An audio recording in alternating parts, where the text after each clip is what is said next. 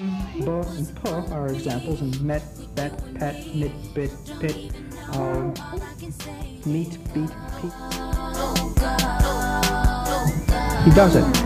Hello. You like that microphone?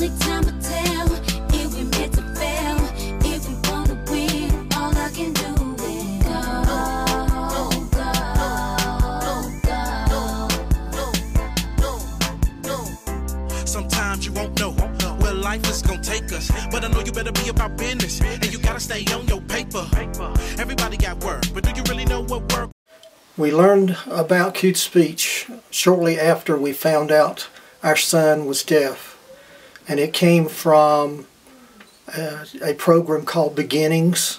They told us about cue speech, and someone in the Raleigh, North Carolina area who was able to teach it or to tell us about it, and then when we chose that, to later to teach us about cue speech.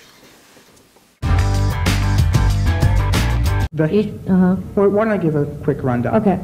Cued speech, you first of all have to learn 8 hand shapes. 1, 2, 3, 4, 5, 6, 7, 8. You put them in 4 places. On your side, your mouth, your chin, and your throat. Okay? Where you put your hand is the vowel sound. The shape of your hand and the lips make the consonant.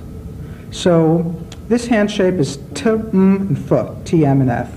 This one is D, P, J, and I can go on and show you 25 consonant sounds.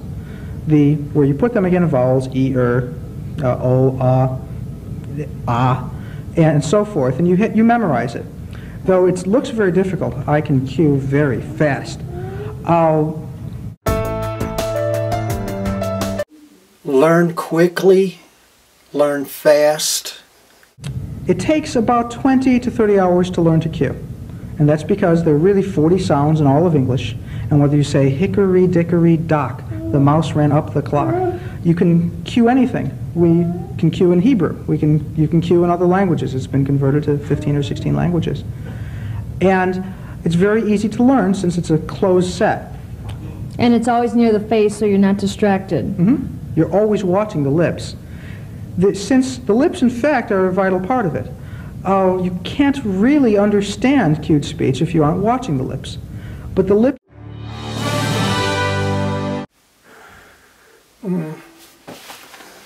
I guess when there were certain words and things that were said that were understood by my son, when I saw that that was happening, and I realized it was working. A change in him or in your life since you've had the cueing? Significant. In what way? Basically, before we learned to cue, we couldn't really talk to him. In a sense, he stares up at the ceiling, or the sky, and sees the moon. What's that? And quick, we have to get our Joy of Signing book. What's the word for moon? Right. Or we drive in a tunnel, and what's the word for tunnel? And for as far as we found, there was no word for tunnel. And after we learned to cue, within a week or two, we could say anything to him. Nonsense words, rhymes, funny phrases, and make jokes, and even sound jokes. Is this pop or is that pop? You know, do you drink pop? And there are all sorts of things just happened, and he became the way that we could interact with him. And in school, we've seen an incredible change in him, and that he's turned into, as far as language development, a normal 3-year-old. He comes and tells me stories about things he did in school today and all the great stuff.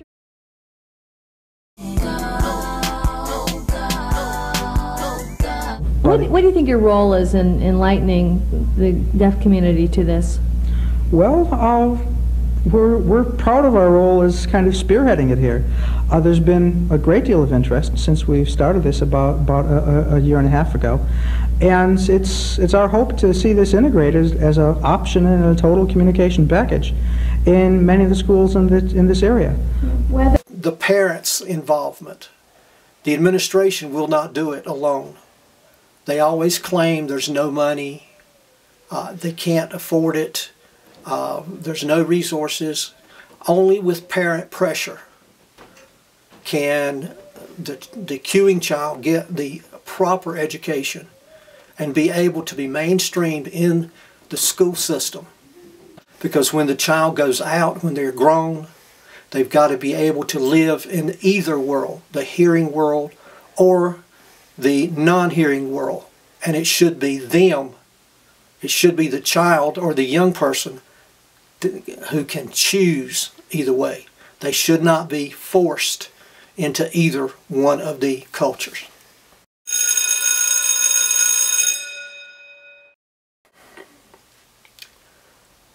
Parents should never take anything for granted. They should talk to everyone. They should talk to parents who, like myself, who think cochlear implants are the greatest thing. And they should also talk to parents who do not agree with that. And then once they've listened to both sides, then make an intelligent decision based on what they feel is best for their child. Every child is different. Every child cannot, one child cannot be raised exactly the same as another child. There will always be differences. That's why we're all human. So the parent must know more. Only when they have all the facts can they determine what do they want for their child.